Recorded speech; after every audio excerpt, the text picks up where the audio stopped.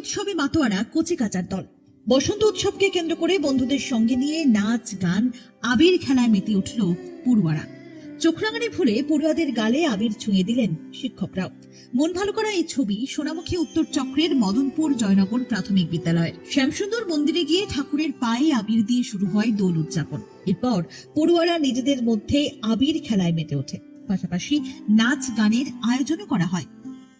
ঠাকুরের পায়ে আবির দিয়ে প্রণাম জানালাম এবং আমাদের বিদ্যালয়ের পক্ষ থেকে বসন্ত উৎসব পালন করা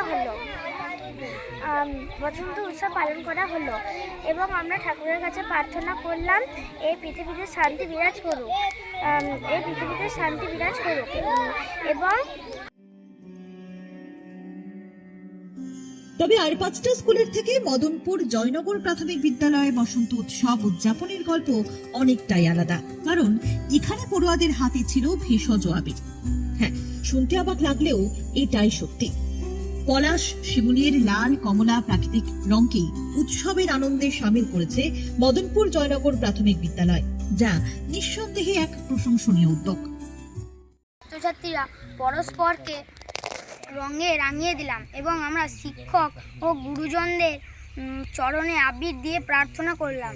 তারপরে আমরা শোভাযাত্রা সহকারে শ্যামসুন্দর মন্দিরে এসে শ্যামসুন্দরের চরণে আবির দিয়ে প্রার্থনা করলাম যাতে পৃথিবীতে শান্তি বিরাজ করুক। কিন্তু কিভাবে তৈরি হলো এই ভেষজ আবির? জানা গেছে বিদ্যালয় এবং তার আশপাশের এলাকায় থাকা পলাশ শিমুল গাছের ফুল সংগ্রহ করে এই রং তৈরি করা হয়েছে। স্কুলের ছাত্রছাত্রী এবং শিক্ষকদের উদ্যোগে ফুল সংগ্রহ করা হয়েছে প্রথমে, এরপর সেগুলো শুকিয়ে এবং ঘরোয়া পদ্ধতিতে প্রক্রিয়াজাত করে তৈরি করা হয়েছে আবির।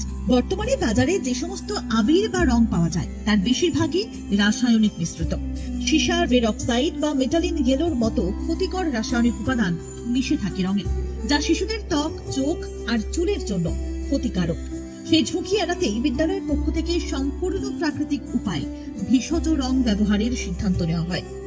শিক্ষকদের মতে হাতে করে শুধু রং তৈরি নয়, এই উদ্যোগের মাধ্যমে শিশুরা শিখছে পরিবেশ রক্ষা, স্বাস্থ্য সচেতনতা, দলগত কাজ এবং আত্মবিশ্বাসের পাঠ। কাজেই স্কুল কর্তৃপক্ষের এই উদ্যোগকে সাধুবাদ জানিয়েছেন অভিভাবকরাও।